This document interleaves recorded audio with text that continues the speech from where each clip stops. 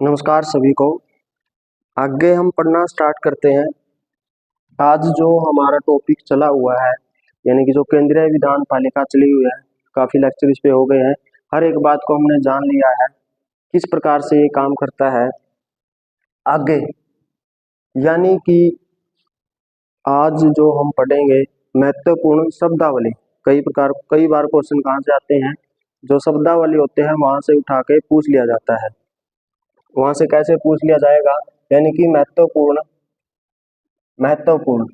आज जो पढ़ेंगे हम, आगे जो अपनी क्लास रहेगी आज, महत्वपूर्ण विधिक शब्दावली।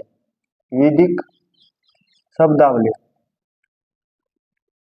शब्दावली छोटा सा टॉपिक है, यानी कि इसमें आते हैं जैसे कंगारू समाप्ति क्या है, या कंगारू कटौती किसे बोलते हैं, गिलोटीन किसे बोलते हैं, त्रिशंकु संसद किसे बोलते हैं, लैम डक सेशन क्या होता है। इन सब के बारे में हम जानेंगे एक एक करके। यानी कि क्या, अगर मैं बात करूं तो सबसे पहले कंगारू कंगारू कंगारू समाप्ति समाप्ति या कंगारू कंगारू कटौती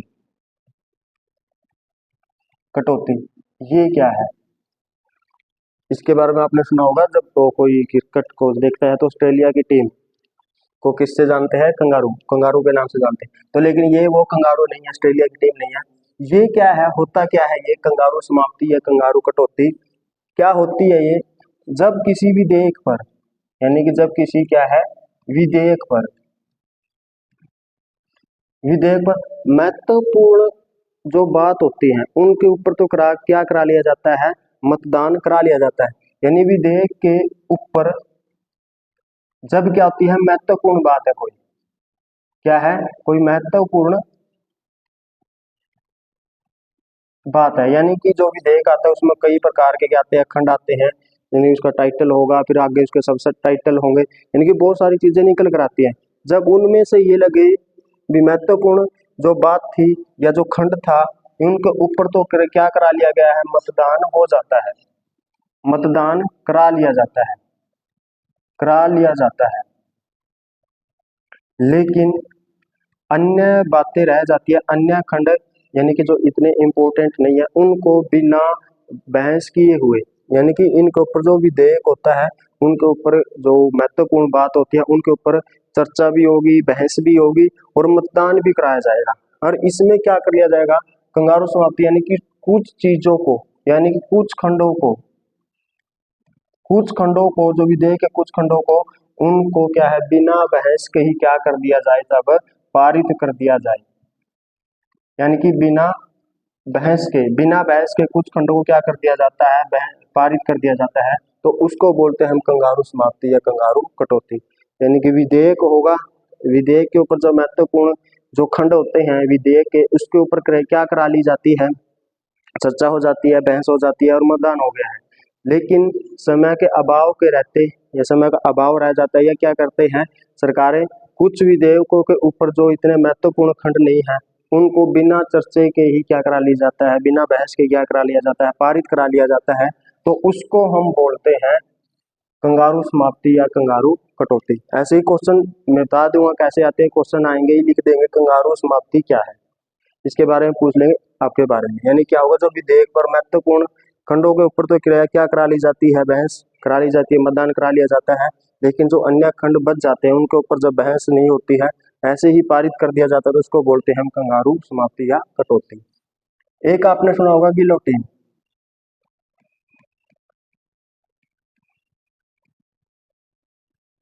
गिलोटीन गिलोटीन क्या होगा, देखो इसमें तो क्या था, महत्वपूर्ण बातों पर क्या होगा, चर्चा होगी, बहस होगी, मतदान भी होगा। इसमें क्या होता है, ये स्पेशल आता है अनुदान मांगों के ऊपर। ये जो आता है गिलोटीन क्या है, अनुदान मांगों के ऊपर। जब आपने देखा था जब बजट तो प्रस्तुत किया जाता है, जब बजट क्या किया जाता है, संसद में डाला जाता है, यानी कि संसद द्वारा पास कराया जाता है, संसद के सदनों के द्वारा पास होता है, तो इसमें एक बात आती है कौन सी, अनुदान मांगे। अनुदान मांगे जब क्या होती है सरकार, समय का अभाव रह जाता है, तो ऐसे में क्या करती है, उन मांगों पर बिना चर्चा के ही क्या कराया जाता है, पास करा लिया जाता है। यानी कि बिना चर्चा के बिना चर्चा के बिना चर्चा के जब क्या करा लिया जाता है, सदन से अनुदान मांगों को पारित करा लिया जाता है, तो उसको हम बोलते हैं गिलोटिन। ये ज्यादातर होता है अनुदान मांगों, यानी कि ऐसा कोई विधेयक है, आया था, बजट आया और उसमें क्या रखी गई, मांगे रखी गई, और उन मांगों पर क्या किया गया, बिना चर्चा के ही क्या करा दिया गया, पारित करा दिया गया, मतदान करा दिया गया, उन पर चर्चा नहीं हुई, कोई बहस नहीं हुई, तो इसको हम बोलते हैं गिलोटिन। फर्क क्या है कंगारू में और इसमें? इसमें तो महत्वपूर्ण बिंदुओं पर क्या होगी, चर्चा होगी, इसमें किसी भी प्रकार की चर्चा नहीं होती है, कोई भी कितना ही महत्वपूर्ण बिंदु क्या ना हो। और सरकार क्या करती है, कोशिश यही रहती है, जब अंतिम दिनों में, यानी कि जो सेशन चल रहा होता है उसके कुछ दिन बचे हैं, तब वहां पर क्या लेकर आती है, अनुदान मांगे लेकर आती है, और क्या करती है, समय का अभाव दिखाते हुए क्या कर देती है, गिलोटिन, यानी कि इस प्रक्रिया के तहत क्या करा लिया जाता है, उन मांगों को पारित करवा लिया जाता है। एक आपने सुना होगा cross voting. Cross voting cross voting cross voting क्या होता है, जब कोई किसी भी, मान के चलो जब कोई सदस्य है तो वो मान के चलो बीजेपी पार्टी का क्या है, कोई सदस्य है, एमपी है, वो क्या है, कौन सी पार्टी का है, बीजेपी का पार्टी का है। लेकिन जब क्या किया जाता है, किसी भी देख पर क्या होने हैं, वोट डालना है, यानी कि बीजेपी ने तो कहा भी आप क्या करो, इसके पक्ष में डालो, यानी कोई भी देख था उसके पक्ष में डालो। लेकिन सदस्य क्या करता, जब पार्टी के खिलाफ जाकर, यानी कि जब कोई सदस्य पार्टी के खिलाफ जाकर, पार्टी के खिलाफ खिलाफ जाकर क्या करता है, वोट डालता है, उसको हम बोलते हैं क्रॉस वोटिंग। जाकर क्या करता है, वोट करता है, तो उसको हम बोलते हैं कौन सा, क्रॉस वोटिंग। यानी कि जब कोई सदस्य होता है, जिस पार्टी से वो एमपी बना हुआ है, उसके खिलाफ जाकर क्या करता है, वोट डालता है, तो उसको हम बोलते हैं क्रॉस वोटिंग की है। एक सुना होगा हमने voting casting voting casting voting, या इसको आप हिंदी में कहोगे मत निर्णायक मत। आप इसमें पढ़ चुके हो लोकसभा के अध्यक्ष के बारे में, राज्यसभा के सभापति के बारे में। क्या होता है, जब किसी विधेयक के ऊपर, जब क्या जाता है, किसी विधेयक के ऊपर विधेयक के ऊपर क्या जाता है, मत समान हो जाते हैं, मत क्या हो जाएंगे, समान। यानी भी कोई विधेयक था जो महिलाओं को, मान के चलो महिलाओं का आरक्षण से संबंधित था, तो उसमें क्या किया गया, मतदान डाला गया, और मान के चलो उस दिन कितने थे, 200 एमपी आए हुए थे, उन्होंने क्या कर दिया, 100 किस में, पक्ष में वोट डाल दिए गए, और 100 किस में, विपक्ष में। अब क्या हो गई, अब ये बिल ना तो क्या हुआ है, ये रद्द हुआ है, और ना ही क्या हुआ है, पास हुआ है, क्योंकि दोनों पर क्या आ गए हैं, वोटिंग समान आ गए। तो ऐसे में जो मत देने का जो क्या दिया गया है, राइट दिया गया है, वो किसको होगा, सदन के पीठासीन अधिकारी को। सदन के पीठासीन अधिकारी यानी कि लोकसभा में स्पीकर को और राज्यसभा में सभापति को कैसा वोट दे सकते हैं, निर्णायक मत दे सकते हैं। अगर क्या कर दिया है, पीठासीन अधिकारी ने पक्ष में वोट दिया, तो बिल क्या हो जाएगा, इनको विधेयक क्या हो जाएगा, उस सदन से पास हो जाएगा। अगर क्या कर दिया गया, विपक्ष में क्या कर दिया है, वोट कर दिया है, तो जो विधेयक है वहीं पर क्या हो जाएगा, वो समाप्त हो जाएगा। यानी कास्टिंग वोट बोलते हैं निर्णायक मत को। एक आपने सुना होगा त्रिशंकु संसद। त्रिशंकु त्रिशंकु संसद त्रिशंकु संसद किसे बोलते हैं, जब क्या होता है, जब आम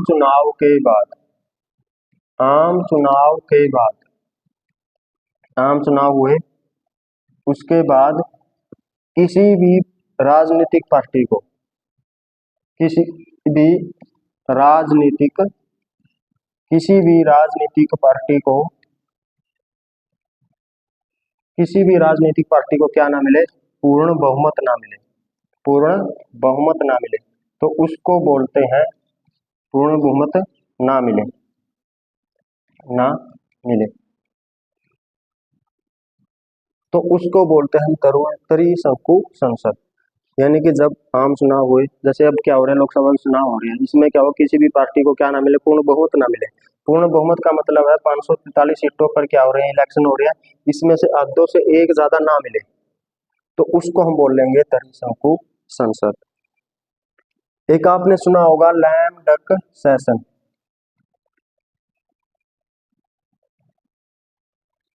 सेशन, लैम डक सेशन, ये क्या होता है?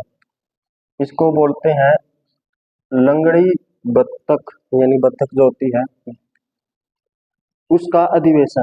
इसको क्या बोलते हैं, लैम डक सेशन में क्या होगा, देखो पहले तो कुछ एमपी उनको क्या बोल देते हैं, लैम डक, यानी कुछ एमपी होते हैं उनको भी क्या बोला जाता है, लैम डक।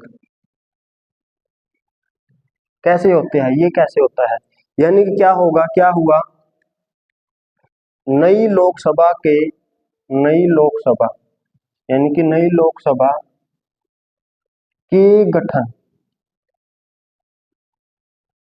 के गठन, यानी कि याद रखना, नई लोकसभा के गठन से पूर्व, पूर्व वर्तमान, वर्तमान लोकसभा,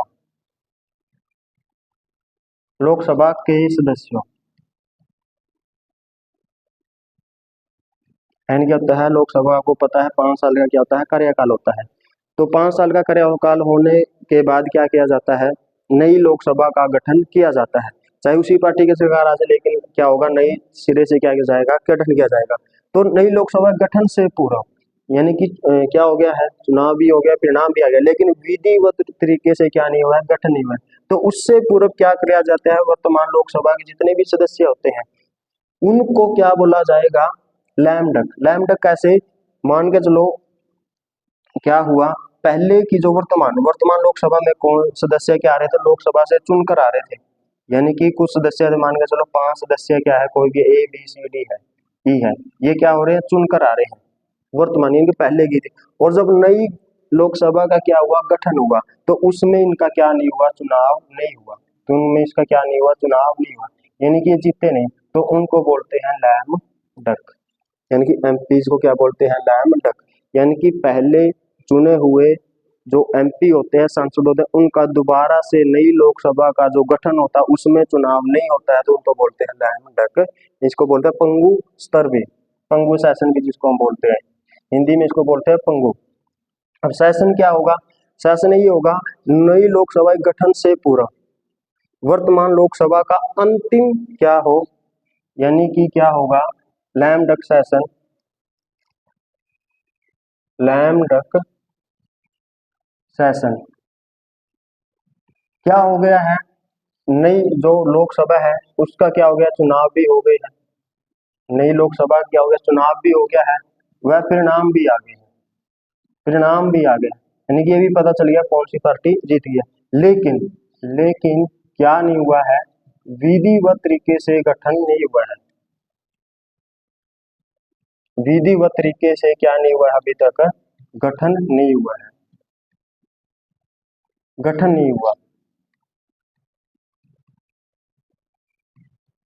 विधिवत तरीके से क्या नहीं हुआ है, गठन नहीं हुआ है।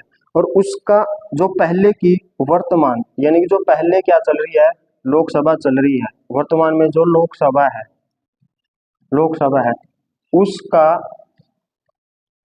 नई लोकसभा के सेशन होने से पहले, यानी उसका अंतिम सेशन, उसका क्या, अंतिम सेशन, अंतिम सेशन क्या कहलाता है, lame duck session, lame duck session. देखो क्या हुआ, आसान बात समझो क्या है, कार्यकाल पूरा हो गया है लोकसभा का, अगली जो नई लोकसभा बनी है उसका क्या आगे है, चुनाव भी हो लिया, चुनाव होने के बाद परिणाम भी घोषित हो गए हैं, लेकिन क्या हुआ, अभी तक उसका विधिवत तरीके से क्या नहीं हुआ है, गठन नहीं हुआ है, यानी कि अभी वो लोग क्या नहीं करने लगी है, काम नहीं करने लगी है। नई लोकसभा। तो उसमें जो पहले की जो क्या होती है लोकसभा होती है, वहां के जो मंत्री होते हैं उनके द्वारा जो क्या किया जाता है, जो सदस्य होते हैं उनके द्वारा जो अंतिम शासन किया जाता है उसको हम बोलते हैं लैम डक सेशन। ये किया क्यों जाता है, ये किया क्यों जाता है, क्योंकि आपने एक चीज पढ़ी होगी आर्टिकल 116 में, आर्टिकल 116 में जब हम बजट के बारे में पढ़ रहे थे, vote on account, vote on account,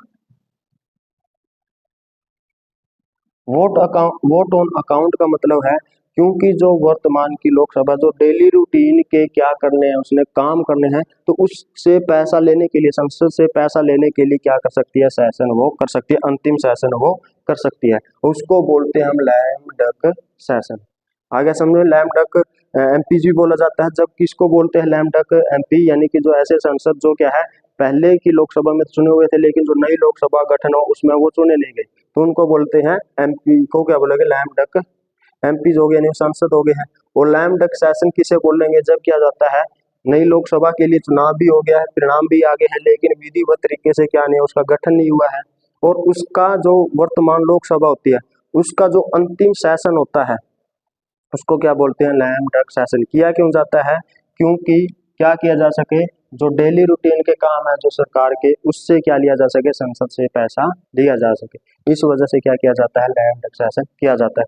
India में 2 बार हुआ है ऐसी, जो ये सेशन है इंडिया में 2 बार हुआ, एक बार 1957 में के इलेक्शन से पहले और एक बार 1962 के इलेक्शन से पहले, यानी कि सब कुछ आ गया था, परिणाम भी आ गया था, चुनाव भी हो लिए थे, लेकिन इसमें क्या करना पड़ गया था, लैम डक सेशन करना पड़ गया था, क्योंकि नई लोकसभा का विधिवत तरीके से क्या नहीं हुआ था, गठन नहीं हुआ था।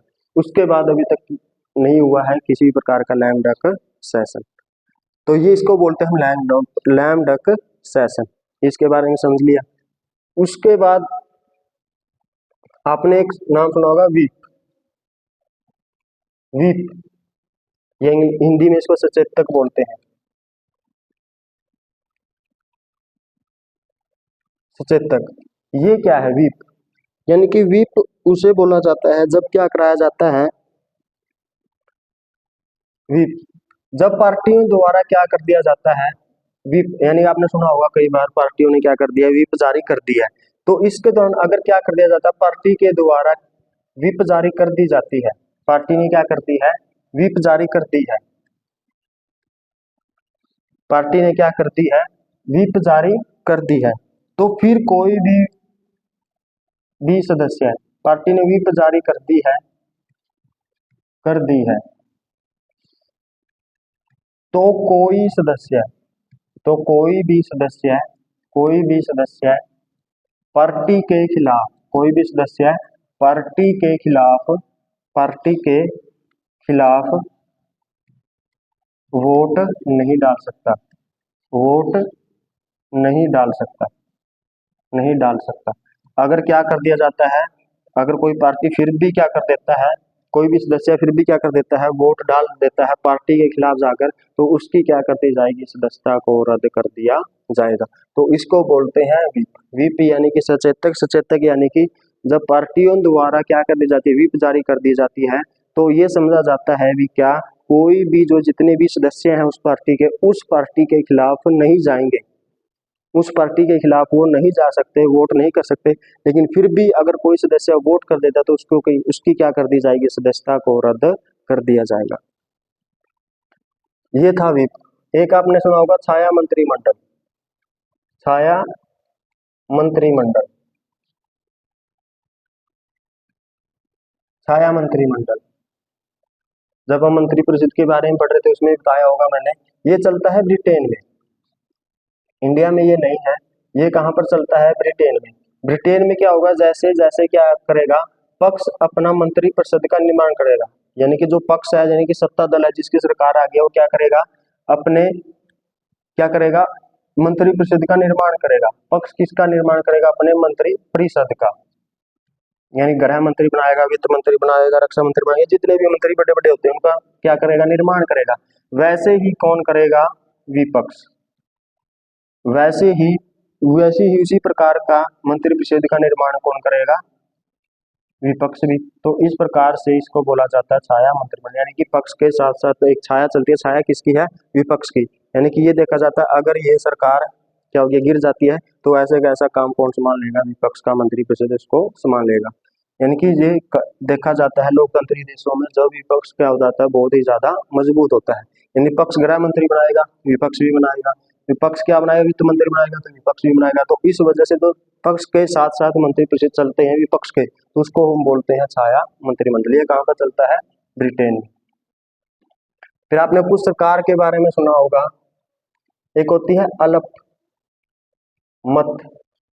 की सरकार, अल्पमत की सरकार। एक होती है बहुमत की सरकार, बहुमत की सरकार, बहुमत की सरकार। एक आपने सुना होगा अंतरिम सरकार, अंतरिम सरकार। एक सुना होगा आपने वैकल्पिक सरकार,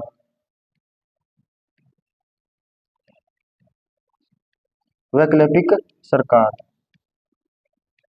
यानी कि क्या होती है? अल्पमत। अल्पमत का मतलब है जब सरकार के पास क्या ना हो, पूर्ण रूप से बहुमत ना हो, पूर्ण रूप से बहुमत ना हो, उसको बोलते हैं अल्पमत की सरकार। यानी कि क्या हो जाता है, आपने देखा अल्पमत में आ गया, यानी कि उसके पास इतने सांसद नहीं बचे हैं भी क्या कर सके वो लोकसभा में या राज्यों की जो विधानसभाएं हैं उनमें क्या कर सके, अपना सरकार चला सके, और उनको वह किस में आ गया? अल्पमत में आ गया। बहुमत की सरकार जिसको बोलते हैं, जिसको क्या हो, लोकसभा राज्य विधानसभा में क्या हो, पूर्ण बहुमत मिला हो। इसका उल्टा हो जाएगा, अल्पमत की सरकार पूर्ण बहुमत है, जिसको क्या है जिसको लोकसभा में सरकार बनाने के लिए, लोकसभा में सरकार चलाने के लिए क्या है, जितने एमपी की जरूरत हो वो उसके पास उतने हैं, उसको बोलते हैं बहुमत की सरकार। अंतरिम सरकार उसको बोलते थे जब तक क्या नहीं हुआ था, हमारे चुनाव नहीं हुए थे 1951 से 52 तक। तो आपने देखा होगा 1947 से लेकर 1952 तक जिस सरकार ने काम किया वो थी हमारी अंतरिम सरकार। वैकल्पिक सरकार ये होती है जब क्या हो जाता है, कोई सरकार है वो अल्पमत में आ जाती है, तो उसके बाद क्या कर ले कोई सरकार, क्या यानी कि उसके बाद जो राजनीतिक दल होता है, उसके बाद जो क्या होता है राजनीतिक दल होता है, वो क्या कर लेता है, सरकार का निर्माण करने के लिए क्या करता है, दावा करता है। यानी कि सरकार, यानी कि वो कहता है भी मैं विश्वास जीत लूंगा। यानी कि राजनीतिक दल क्या करता है, सरकार बनाने का दावा करता है, दावा करता है, तो उसको बोलते हैं वैकल्पिक सरकार।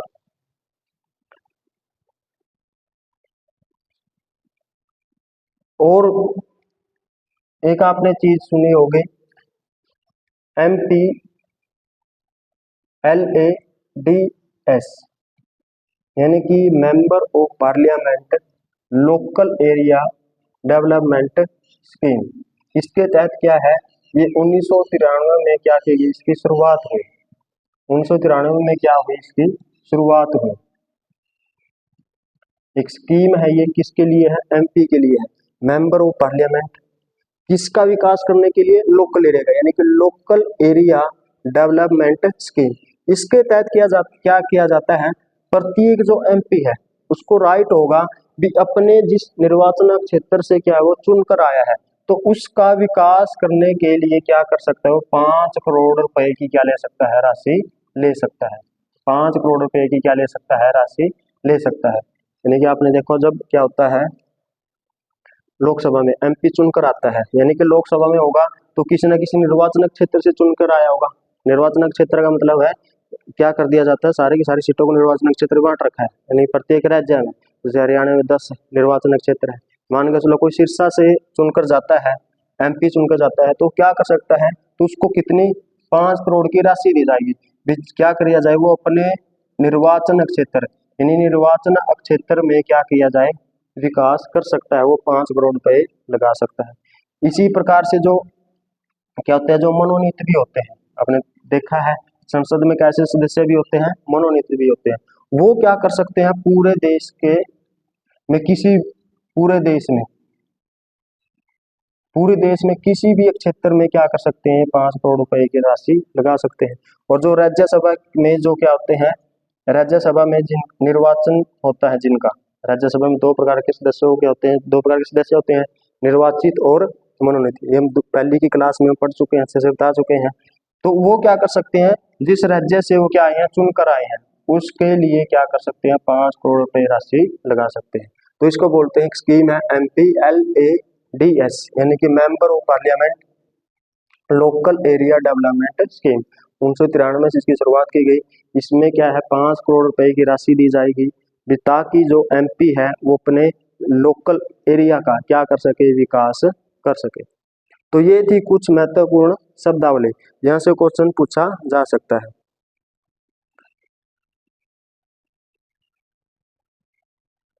तो क्या थी इसमें, हमने देखा कंगारू समाप्ति या कंगारू कटौती। इसमें क्या होगा, महत्वपूर्ण विधेयक की जो बातें होती हैं या खंड होते हैं उनके ऊपर तो क्या कर ली जाती है, बहस कर ली जाती है। अन्य जो महत्वपूर्ण नहीं होते उनको बिना चर्चा ही क्या कर दिया जाता है, पारित कर दिया जाता है। गिलोटिन, गिलोटिन में क्या होगा, जब अनुदान मांगों के ऊपर बिना बहस के क्या कर दिया जाता है, पारित कर दिया जाता है। उसके बाद है क्रॉस वोटिंग। क्रॉस वोटिंग होता है जब कोई सदस्य अपनी पार्टी के खिलाफ जाकर क्या करता है, वोट डालता है। कास्टिंग वोट उसको बोलते हैं जब किसी विधेयक पर मत क्या आ जाते हैं, समान आ जाते हैं, तब पीठासीन अधिकारी अपने निर्णायक मत का क्या करता है, प्रयोग करता है। त्रिशंकु संसद उसको बोलते हैं जब आम चुनाव हुए और आम चुनाव में किसी भी पार्टी को क्या नहीं मिला, पूर्ण रूप से बहुमत नहीं मिला। लैम डक सेशन या लैम डक MP इनको बोलते हैं। MP उनको बोलेंगे जब पहले की लोकसभा में उनका चुनाव था लेकिन अगली लोकसभा में उनका चुनाव नहीं हुआ है, उनको बोलते हैं लैम डक MP। और लैम डक सेशन जिसको बोलते हैं, नई लोकसभा का चुनाव भी हो चुका है, परिणाम भी आ चुका है, लेकिन विधिवत तरीके से क्या नहीं हुआ, गठन नहीं हुआ है। तो पहले की जो वर्तमान में जो लोकसभा चल रही है उसका क्या होना, अंतिम सेशन होना, उसको हम बोलते हैं लैम डक सेशन। ये किया क्यों जाता है, क्योंकि जो डेली रूटीन के काम होते हैं उनको क्या करने के लिए, पूरा करने के लिए वोट ऑन अकाउंट आपने देखो इसमें पैसा लिया जाता है क्योंकि बजट का एक कुल बजट का 1/6 भाग किससे लिया जा सकता है, एक आर्टिकल 116 से, इसको क्या बोलते हैं, वोट ऑन अकाउंट। इसमें जो डेली रूटीन के क्या होते हैं, काम होते हैं सरकार के, वो कर लिए जाते हैं। इंडिया में 2 बार हुआ, 1957 में और 1962 में। उसके बाद अभी व्हिप होता है, पार्टियों के द्वारा जारी कर दी जाती है, जिसके खिलाफ कोई भी सदस्य वोट नहीं डाल सकता, पार्टी के खिलाफ जाकर वोट नहीं डाल सकता। अगर कोई डाल भी देता है फिर भी तो क्या कर दी जाएगी, सदस्यता को रद्द कर दिया जाएगा। एक होता है छाया मंत्रिमंडल जो ब्रिटेन में चलता है, यानी कि पक्ष के साथ साथ जो मंत्रिपरिषद का निर्माण किया जाता है वैसे ही कौन करेगा, विपक्ष का निर्माण करता है मंत्रिपरिषद का। उसके बाद कई फिर सरकार होती है अलग मत की सरकार है, जिसको पूर्ण रूप से बहुमत ना रहा हो, बहुमत की जिसको पूर्ण रूप से बहुमत मिल जाता है। अंतरिम सरकार जैसे इंडिया में चली 1947 से 1952 तक, जब तक इलेक्शन नहीं हो गए थे। वैकल्पिक सरकार होती है जब अन्य पार्टी क्या करती है, दावा करती है सरकार बनाने का, जो पहले की सरकार होती है उसके पास इतने क्या नहीं रह पाते हैं, बहुमत नहीं रह पाता, तो क्या कर लेती है, तो दूसरी सरकार होती है, दूसरी जो राजनीतिक पार्टी होती है वो क्या करती है, दावा करती है भी मैं क्या कर सकती हूँ, अब सरकार बना सकती है। एक स्कीम है MP के लिए, ताकि वो अपने एरिया, जिस एरिया से वो चुनकर आए हैं उनका क्या किया जा सके, विकास किया जा सके। LADS यानी कि लोकल एरिया डेवलपमेंट स्कीम, 1993 से इसकी शुरुआत हुई। 5 करोड़ रुपए इसको क्या दी जाती है, MP को राशि दी जाती है भी क्या कर सके, अपने लोकल एरिया का क्या किया जा सके, विकास किया जा सके। तो ये था हमारा केंद्रीय विधान पालिका, केंद्रीय विधान पालिका, विधान पालिका। तो जिसने सारी क्लासों को एक एक करके देखा होगा, अच्छे से सुना होगा, तो उसकी सारी बातें समझ में आ गई होगी। जो हमारा जो विधान पालिका, केंद्रीय पालिका, वो किस प्रकार से चलती है, किस प्रकार से नहीं चलती, क्या उसमें काम होता है, क्या नहीं होता है, इनकी सारी बातें मैंने इसमें बता दी है, सारे आर्टिकल बता दिए हैं। अगर हम देखें तो 106 तक आर्टिकल के बारे में मैंने बता दिया था, बातें आपको सारी मिलेगी। उस आर्टिकल के बारे में क्या है, जैसे मैं आर्टिकल बता देता हूँ, जब पढ़ा आपने सारी बातें रखी होंगी। आर्टिकल 107 है जिसमें क्या बताता है, साधारण विधेयक, साधारण विधेयक के बारे में ये मैंने बता दिया आपको, साधारण विधेयक क्या होता है इसके बारे में जान लिया आपने। आर्टिकल 108 यानी कि इसमें क्या होता है, संयुक्त अधिवेशन, संयुक्त अधिवेशन होगा जब साधारण विधेयक पर क्या नहीं हो जाता है, किसी एक सदन से विधेयक का पास नहीं होता तो उसके लिए क्या बुलाया जा सकती है, संयुक्त अधिवेशन। इसके बारे में अच्छे से बता चुका हूँ। आर्टिकल 109 आपने पढ़ा, 109 में आपने देखा था जो धन विधेयक है, जो क्या है, धन विधेयक है। अगर मैं 5 मिनट में आपको समझाने की कोशिश करूं तो आपने अगर ये पहले की क्लास अच्छे से देख लिया तो आपको 5 मिनट का ही काम होगा आपको ये सारी चीजें देखने का। आपने सारी चीजें पढ़ रखी है, अब आपके अच्छे से पढ़ रखी होगी तो आपको नाम सुनते ही आपको सारा पता चल जाएगा साधारण विधेयक क्या है, कैसे ये विधेयक है, ये कानून बनता है, ये सारी की सारी बातें आपके समझ में आ जाएगी। धन विधेयक की क्या है प्रक्रिया, आर्टिकल 109 में क्या है, धन विधेयक की प्रक्रिया, इसके बारे में पढ़ा था। आर्टिकल 110 ये किसके बारे में बताता है, धन विधेयक की परिभाषा। परिभाषा का मतलब है विषय वस्तु, यानी कि धन विधेयक में कौन कौन से विषय शामिल है उसके बारे में जाना था आपने। आर्टिकल 111 इसके बारे में जब राष्ट्रपति के बारे में पढ़ रहे थे तो उसकी शक्ति थी कौन सी, वीटो शक्ति, राष्ट्रपति की वीटो शक्ति के बारे में जाना आपने। आर्टिकल 112, आर्टिकल 112 में यानी कि एक तरह से देखें तो आम भाषा की बोलचाल में बजट यानी कि वार्षिक वित्तीय विवरण, इसके बारे में बताता है, वार्षिक वित्तीय विवरण, इसके बारे में आप अच्छे से जान चुके हो विवरण, इसकी सारी की सारी प्रक्रिया जान चुके हो, किस प्रकार से बजट क्या किया जाता है, संसद से पारित होता है, सारी बातें जान चुके, किस प्रकार से इसका इतिहास रहा है उसके बारे में जान चुके हो। फिर आपने जाना बजट के दौरान ही आर्टिकल 113 यानी कि अनुदान मांगे, अनुदान मांगे यानी कि जब सरकार के विभिन्न मंत्रालयों द्वारा क्या किया जाता है, अपने मंत्रालयों का विकास करने के लिए जो मांगी जाती है, संसद से पैसा मांगा जाता है, उनको बोलते हैं अनुदान मांगे। उसके बाद आपने पढ़ा आर्टिकल 114 यानी कि संचित निधि से क्या करना है, अगर पैसा निकालना है तो क्या करना पड़ेगा, विनियोग विधेयक पारित करना पड़ेगा, तभी क्या निकाला जा सकता है, संचित निधि से पैसा निकाला जा सकता है, विनियोग विधेयक के बारे में जाना आपने। फिर आर्टिकल 115 यानी कि आर्टिकल 115 में अनुपूरक अनुपूरक अनुदान मांगे, अनुदान मांगे इसके बारे में जाना आपने। अनुपूरक अनुदान मांगे यानी कि जो अनुदान मांगी गई थी एक मंत्रालय के द्वारा, मानकर 100 करोड़ रुपए की मांगी गई थी, लेकिन उसमें क्या लग रहा है, पैसे और ज्यादा लगे, 10 करोड़ रुपए और ज्यादा लग रहे हैं, तो यानी कि उसको पूरा करने के लिए 10 करोड़ रुपए की और जरूरत है, तो फिर क्या करेगी सरकार, 10 करोड़ रुपए और मांगती है संसद से, तो जब वो मान लिया जाता है तो उसको बोलते हैं अनुपूरक अनुदान मांगे। फिर आपने पढ़ा आर्टिकल 116 में vote on account, vote on account इसके बारे में मैं डिटेल से आपको बता चुका हूं, और वोट ऑन क्रेडिट, और एक क्या चीज पढ़ी थी आपने, वोट ऑन क्रेडिट, इसके बारे में जानना था आपने। और आर्टिकल 117 यानी कि वित्त विधेयक के बारे में, वित्त विधेयक के बारे में आपने डिटेल से जाना, कितने प्रकार के विधेयक होते हैं, इनकी क्या प्रोसेस रहती है, लोकसभा की क्या भूमिका है, राज्यसभा की क्या भूमिका है, राष्ट्रपति की क्या भूमिका है। और आपने देखा आर्टिकल 118 कहता है जब भी कोई संसद है और उसका सदन है, संसद का सदन, सदन यानी कि लोकसभा है राज्यसभा है, जब उसको क्या करना है, कोई भी अपना काम को कार्य का संचालन करना है, कार्य क्या क्या करना है, संचालन करना है, यानी कार्य को चलाना है या कोई नियम बनाना है, विनियम बनाना है, कहनी यानी कि संसद की कार्यवाही यानी कि जो सदन की कार्यवाही किस प्रकार से चलेगी, तो क्या कर सकता है वो सदन अपने लिए क्या बना सकता है, नियम बना सकता है, विनियम बना सकता है, बना सकता है।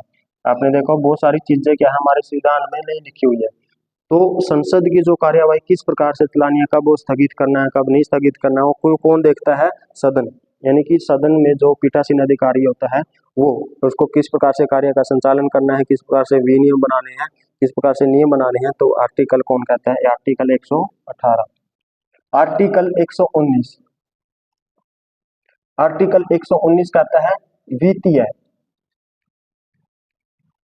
वित्तीय व्यवसाय के संबंध में सदन क्या कर सकता है, के संबंध में के संबंध में, वित्तीय व्यवसाय के संबंध में नियम बनाना। सदन क्या कर सकता है, कोई भी नियम बना सकता है। इसमें क्या था, किसी भी प्रकार के कार्य को संचालन के लिए नियम बना सकता है। आर्टिकल 118 में। आर्टिकल 119 में क्या है, वित्तीय व्यवसाय के संबंध में क्या बना सकता है, कानून बना सकता है। आर्टिकल 120, आर्टिकल 120 कहता है सदन की भाषा, सदन की भाषा, यानी कि सदन में जो मेंबर होते हैं, मेंबर ऑफ पार्लियामेंट होते हैं, वो कौन सी भाषा का प्रयोग कर सकते हैं। तो हिंदी है, इंग्लिश है, इनके द्वारा क्या किया जाता है, सदन की कार्यवाही चलती है। लेकिन पीठासीन अधिकारी किसको भी दे सकता है, मातृ जो भाषा होती है उसमें बोलने का भी राइट दे सकता है। कौन, पीठासीन अधिकारी। यानी कि कोई भी एमपी है, दक्षिण भारत से है कोई, उसको इंग्लिश ना आए, ज्यादातर इंग्लिश तो आई जाती है वहां पर, कोई भी एमपी हो सकता है जिसको क्या है, हिंदी और इंग्लिश दोनों लैंग्वेज में, तो उसको कैसी आती है, मातृभाषा आती है, और वहां से चुनकर आ रहा है, तो उसके लिए कौन क्या दे सकता है, राइट दे सकता है, कौन, अध्यक्ष। यानी कि वो पीठासीन अधिकारी भी आप क्या करो, यानी कि ये बताता है आर्टिकल 120 सदन की भाषा। हाँ, भाषा के बारे में हम जानेंगे जब भाग 17 पढ़ेंगे। तो जो हमारी संविधान सभा में जो सबसे ज्यादा बहस का मुद्दा रहा, वो कौन सा ही रहा था, भाषा का ही मुद्दा रहा था। क्योंकि 15 वर्ष तक ही कहा था अभी इंग्लिश हमारी क्या होगी, जो कानूनी भाषा होगी, लेकिन अभी तक भी क्या चल रही है, वो भाषा चल रही है, तो इसके ऊपर बहुत ज्यादा बहसबाजी है, तो उसके बारे में जानेंगे। आर्टिकल 121, आर्टिकल 21 लगाता है संसद के ऊपर प्रतिबंध, संसद के ऊपर प्रतिबंध, यानी कि संसद के ऊपर कुछ प्रतिबंध लगाता है। कुछ प्रतिबंध वो क्या है, क्या है, सुप्रीम कोर्ट के न्यायाधीश व हाई कोर्ट के न्यायाधीश के द्वारा जो कर्तव्यों का जो निर्वहन किया जाता है, उनको चैलेंज नहीं किया जा सकता, कहां पर, संसद में। यानी कि संसद के ऊपर क्या लगाया जाता है, प्रतिबंध लगाया जाता है, जब सुप्रीम कोर्ट और हाई कोर्ट के जो न्यायाधीश होते हैं, जो काम करते हैं, अपने कर्तव्यों का जो निर्वहन कर रहे हैं, उनको चैलेंज नहीं किया जा सकता, कहां पर, संसद में। और एक आर्टिकल 122, ये किसके ऊपर प्रतिबंध लगाता है, न्यायालयों के ऊपर, न्यायालयों के ऊपर क्या लगाता है, प्रतिबंध लगाता है। यानी कि आर्टिकल 121 तो किसके ऊपर लगाता है, संसद के ऊपर, और 122 किसके ऊपर, न्यायालयों के ऊपर। न्यायालयों के ऊपर कैसे भी, संसद में जब क्या चल रही है, सेशन चल रहा है, उस दौरान जो एमपी बोल रहा है, यानी कि एमपी के द्वारा जो भी उस समय बात रखी गई है, उसको चैलेंज नहीं किया जा सकता, कहां पर, न्यायालयों में। देखो उल्टे हैं, कैसे हैं, आर्टिकल 121 तो कहता है संसद के ऊपर प्रतिबंध लगा रहा है, कैसा, जब सुप्रीम कोर्ट और हाई कोर्ट के न्यायाधीशों को जब कर्तव्यों का अपने निर्वहन करें, उनको चैलेंज नहीं किया जा सकता, कहां पर, संसद में। और आर्टिकल 122 कहता है न्यायालयों के ऊपर ये प्रतिबंध रहेगा, क्योंकि जो एमपी होते हैं उनको क्या दिया गया, विशेषाधिकार दिए गए हैं, उनको ज्यादा स्वतंत्रता दी गई है। अगर उनके बात को क्या किया जाए, चैलेंज किया जाए, तो वो खुलकर किसी भी चीज का विरोध नहीं कर पाएंगे, तो इस वजह से क्या लगाया जाता है, न्यायालय के ऊपर प्रतिबंध लगाया जाता है। और आर्टिकल 123, अब आगे जो हम पढ़ेंगे इन्हीं के बारे में जानेंगे। हमारा जो कोर्ट का जो सिस्टम है, राष्ट्रपति का अध्यादेश, यानी कि आर्टिकल 123 किसके बारे में जाता है, अध्यादेश के बारे में। तो ये था भाग 5 में केंद्रीय विधान पालिका, यानी कि केंद्रीय विधान पालिका, विधान पालिका हमने पढ़ा है भाग 5। भाग 5 में हमने दो चीजें हमने पढ़ ली है, संविधान का भाग 5, इसमें हमने दो चीजों को पढ़ लिया है, एक चीज इसमें क्या है, रह गई है। आपने देखो पहले हमने पढ़ी थी केंद्रीय कार्यपालिका, केंद्रीय कार्यपालिका। मैं एक बार आपको रिवाइज करा देता हूँ क्या क्या हमने पढ़ लिया है। केंद्रीय कार्यपालिका के बारे में हमने जान लिया है। केंद्रीय कार्यपालिका में आपने जाना था राष्ट्रपति, राष्ट्रपति के बारे में पढ़ा आपने, फिर पढ़ा आपने उपराष्ट्रपति के बारे में जाना आपने, उपराष्ट्रपति के बारे में जाना, फिर आपने पीएम के बारे में जाना, फिर किसके बारे में जाना, मंत्रिपरिषद, मंत्रिपरिषद के बारे में जाना, कैसे काम करती है, कैसे इनका चुनाव किया जाता है। फिर आपने जाना था महान्यायवादी, महान्यायवादी। तो ये क्या थी, केंद्रीय कार्यपालिका, इनके बारे में आप पढ़ चुके हो, अच्छे से डिटेल से आप पढ़ चुके हो। फिर अब हमने पढ़ा है केंद्रीय विधान पालिका। केंद्रीय विधान पालिका में आपने पढ़ा संसद, यानी कि संसद आती है, संसद का गठन, इसके बारे में जाना। फिर आपने जाना राज्यसभा किस प्रकार कैसे बनती है, कैसे इसमें सदस्य आते हैं, कैसे इनका चुनाव होता है, क्या योग्यता है, कौन सब लेता है, इसी की प्रकार इसकी शक्तियां क्या है। लोकसभा में भी यही चीजें आपने पढ़ी। एक आपने जाना इसमें लोकसभा का अध्यक्ष, लोकसभा का अध्यक्ष व उपाध्यक्ष, इनका क्या रोल रहता है एक सदन में, किस प्रकार से बनते हैं, किस प्रकार से इसको हटाया जा सकता है। इसी प्रकार से राज्यसभा का सभापति, सभापति यानी कि उपराष्ट्रपति के बारे में जान लिया, यानी कि और किसके बारे में, सभापति, सभापति का क्या काम रहता है, और उपसभापति, उपसभापति, सभापति, तो इसके बारे में जाना किसमें, केंद्रीय विधान पालिका में। और किसके बारे में जाना आपने, और देखा आपने संसदीय कार्यवाही के साधन, इसमें और क्या देखा आपने, संसदीय कार्यवाही के साधन, यानी जो संसद में क्या की जाती है, कार्यवाही जाती है, उसके लिए कौन कौन से साधन अपनाए जाते हैं। जैसे हमने देखा प्रश्नकाल क्या है, शून्यकाल क्या है, बहुत सारे के क्या थे, प्रस्ताव थे, अविश्वास प्रस्ताव क्या है, विश्वास प्रस्ताव क्या है, ध्यानाकर्षण प्रस्ताव क्या है, निंदा प्रस्ताव क्या है, काम रोको प्रस्ताव क्या है, इन सब के बारे में जाना था। फिर आपने जाना था संसद में विधायी प्रक्रिया, विधायी प्रक्रिया, यानी कि संसद में किस प्रकार से क्या किए जाते हैं, विधियों का निर्माण किया जाता है, क्योंकि इसका काम ही क्या है, विधान पालिका का एक देश के लिए कानून बनाना। तो कानून बनते हैं किस प्रकार से बनते हैं, कितने प्रकार के विधेयक है, मुख्यतः आपने जाना था 4 प्रकार के हैं, साधारण विधेयक, धन विधेयक, वित्त विधेयक और संविधान में संशोधन से संबंधित विधेयक, इसके बारे में आपने जाना। फिर आपने देखा बजट, बजट के बारे में, बजट कैसे बनता है, कौन इसको पेश करता है, किस प्रकार इसके ऊपर मांगे आती हैं, किस प्रकार से अनुदान मांगे आती हैं, इन सब के बारे में वार्षिक वित्तीय विवरण कह लो आप। फिर कल आपने देखा था संसदीय